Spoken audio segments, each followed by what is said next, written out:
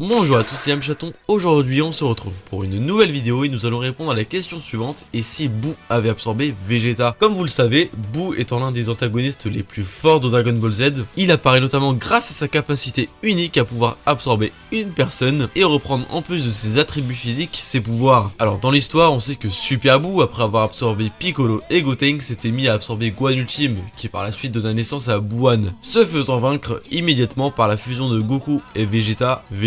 L'idée de base avant que Gohan ne se fasse absorber était qu'il fusionne avec son père Goku. Malheureusement pour lui, il perdra la paire de Potala qui lui était destinée et se faisait absorber par surprise par le grand Boo. Mais que se serait-il passé si c'était Boo qui avait absorbé Vegeta et non Gohan? Tout d'abord, après avoir pris son apparence, on aurait affaire à un Boo beaucoup plus narcissique. En effet, il faut se rappeler que Vegeta était avant tout le prince des Saiyans avant de devenir danseuse.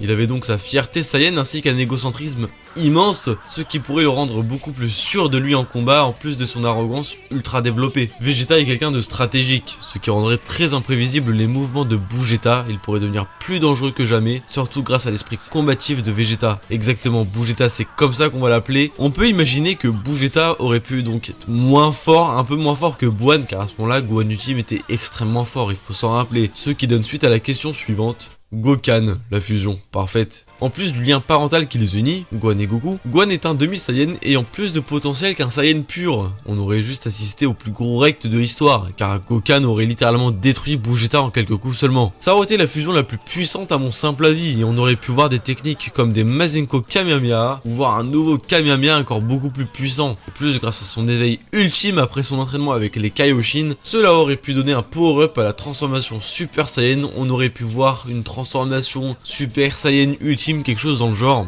de Gokhan qui aurait donc des données dépassant notre imagination. Hormis l'absorption de Vegeta par Boo, dites-vous que Gokhan devait naître à la base. C'était Yamchaton, bonne nuit les BG, bonne soirée, bonne journée, bon Noël, joyeux anniversaire, on se retrouvera plus tard pour une prochaine vidéo, salut tout le monde.